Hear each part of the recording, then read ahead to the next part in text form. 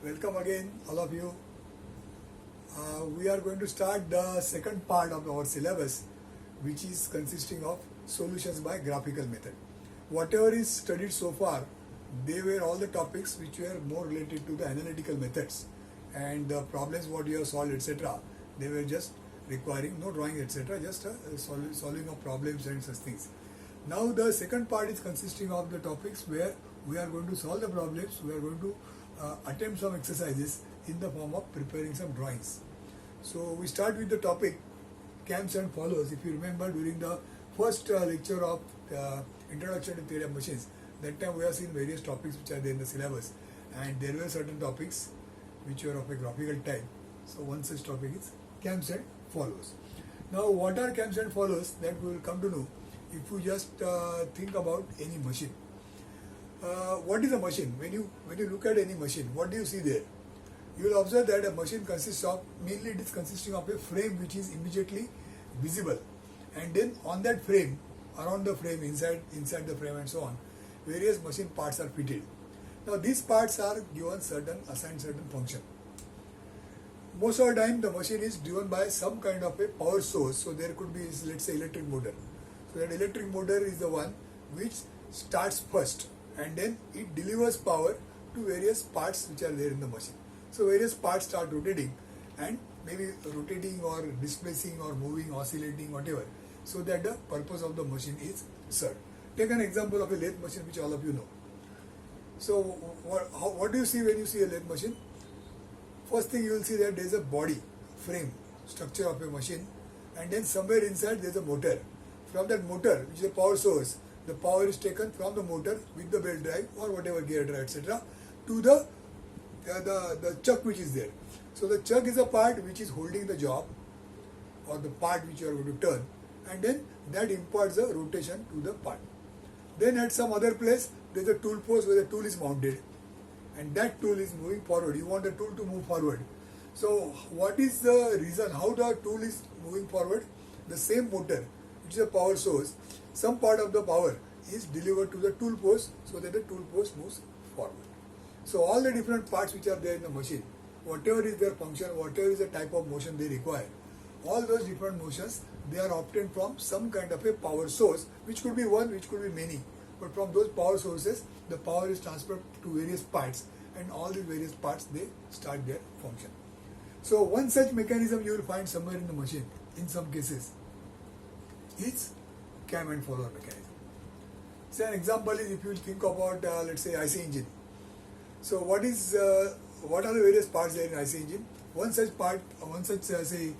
requirement there is displacement of the wall of the engine. So if you remember the motion, what is required on the wall, that wall has to move up and down, but that up and down motion is not continuous, not like this reciprocating. The wall has to open, it has to close, and that should happen at certain interval of time. So when, for example, when the combustion mixture has to be released, so the wall will open and it will remain open for certain time, certain seconds, certain milliseconds, and then while it is open, the mixture will go out, the combusted gases will go out, and then again the wall will close. So if you think of the movement of that wall, that wall movement will be something like this. It has gone up, it has remained up, then it has come down and closed again. It has remained in the closed condition for some time, again it has gone up, and all this kind of a motion which is required, that is imparted to the follower by to the wall by some such arrangement which is cam and follower arrangement. So in brief, we have seen what is the cam and follower mechanism. I have drawn one sketch here to understand how it works as one of the simplest examples. So there is a disc like this, circular disc, but then on this disc, apart from the circle, at this place there is some extra material over and above circle. So this is a disc which is not a circular disc, it has got some such shape. Part of it is still a circle and remaining part is not a circle. Then above here there is a part which is resting on this plate, and that part is given some guide. Guide means like this, so that it is moving in that guide. It will not go here and there, it will move in a particular direction, in this case vertical. Now what happens, if you see that some rotation is given to this part which is fixed at the center of the circle, So when this part starts rotating, these different points on this disc, say these points on the disc, they will come under this part. Now the name of this part is cam. This is nothing but follower. So these points on the surface of the cam, they will come under the follower, and as a result, since the distance of, say for example, this point is a this much distance from the center. This point is a this much distance from the center. So the points are at different distance from the center. So when they come underneath this follower, they will result into the action will result into raising up of the follower. So the follower will be raised up. And how much it will be raised up? Maximum. It will be raised to this much extent because it's the maximum farthest point over and above the circle. So when this point comes under follower, the follower is raised to the maximum extent. Then afterwards, the follower will come down. And at this point, when this point comes under the follower will remain down till again this point comes under the follower, and again it will start moving up. So if you think of the motion of the follower, how will be the motion of the follower? It will move up, it will come down, and it will remain down. Again it will go up, come down, remain down. Go up, come down, remain down. Go up, come down, remain down. So that kind of motion will take place, and as a result, we are getting what we want to happen. So that is what is called as a cam and follower, a typical arrangement what we have seen. Now just jot down few things. What is a cam and what is a follower? I'll dictate, just write down. Cam, write down. It is a mechanical member, or it is a mechanical machine part. It is a mechanical machine part used for transmitting desired motion. Used for transmitting desired motion to the follower.